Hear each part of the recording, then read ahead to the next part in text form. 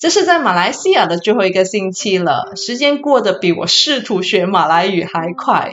每次兴致腾腾准备好好学，结果还没学成就得回荷兰了。我现在的马来语就是笑死人不偿命的阶段。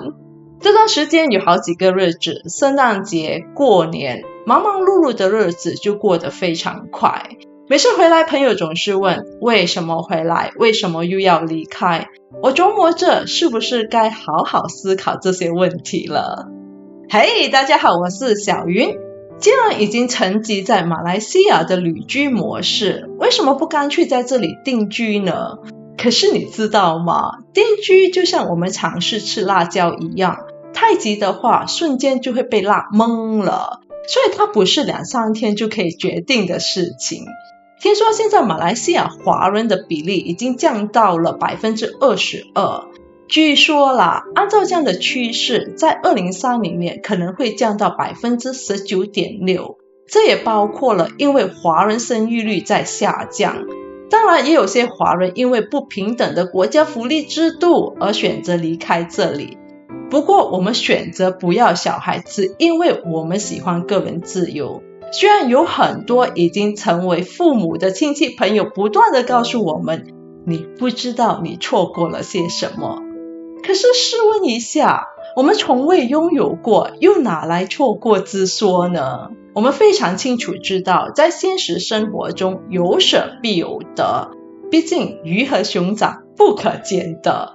而且我先生至今都没有申请马来西亚的伴侣签证，因为目前的旅居生活对我们来说刚刚好。我们在荷兰也有家人，尤其是我先生的老爸老妈还住在那里，他们的年龄都和我的父母差不多。虽说大部分老外父母的思想开放，很多都不会坐在家里闷着的类型，他们会有自己的生活和兴趣，也会和朋友结伴一起去旅行、吃饭、看音乐剧、打牌什么的。不过哪个父母不想在家承欢膝下呢？所以虽然我们现在过着旅居生活，但也有些不得不的限制。再说我们的工作也都还在荷兰，根据相关的税务法，我也不能在这里工作超过182天，毕竟我们还是根据荷兰的工作合约，而且现在欧元对马币的汇率相当高，所以这趟旅居对我们来说啦是非常非常幸运的。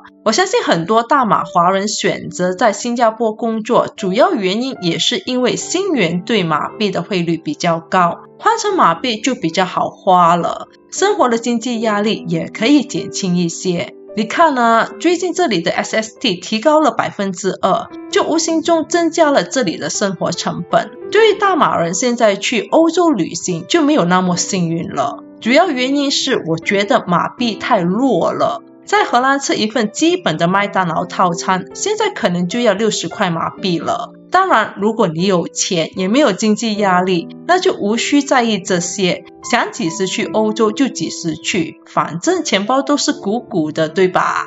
以前每次离开马来西亚，我们都会带走很多本地美食，但自从开始在这里旅居之后，我们带回荷兰的东西就比较少了，因为我们知道多几个月我们又会回到这里，所以当我们在荷兰想念这里的美食时，我们就会说没关系，我们多几个月回来吃就好了。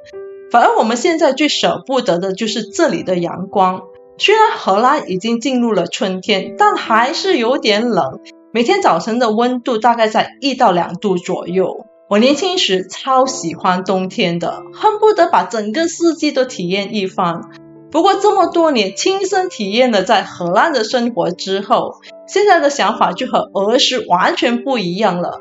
现在特别珍惜有太阳的日子。请相信我，当你体验了荷兰的天气之后，你就会觉得大马的天气超棒的。虽然有时候马来西亚的天气是挺热的，不过心情一点都不忧郁啊。我个人觉得阳光对人的心情影响很大，就像雨天和晴天的心情差别一样。荷兰夏天的平均温度就像马来西亚的云顶，所以如果你要来荷兰旅游，最舒服的月份其实是5月到9月，那时候的气温就刚刚好，既不会让你觉得像烤面包一样热，也不会把你冻得像冰块。不过有一点要提醒大家的就是，一定要带上适合自己的护肤品，因为荷兰的天气和水会使得肌肤干燥，很多荷兰产品并不适合我们亚洲人的肌肤。就像我们现在回荷兰，我们还是需要穿上冬天的大衣，基本上就是冬天的穿着打扮。所以我才说，马来西亚穿的这身轻松衣服在荷兰基本都用不上，即便能用上，能用的时间也非常有限。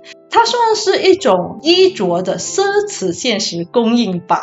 当然啦，欧洲每个国家的气温都有些差别，比如在意大利、南法、西班牙、希腊，他们的天气就比荷兰暖和许多。所以在整理行李时，记得根据自己的目的地而定哦。生活其实可以很简单，只是我们很多时候喜欢把它弄得复杂。若能过得简单一些，为什么要把它变得复杂呢？对吧？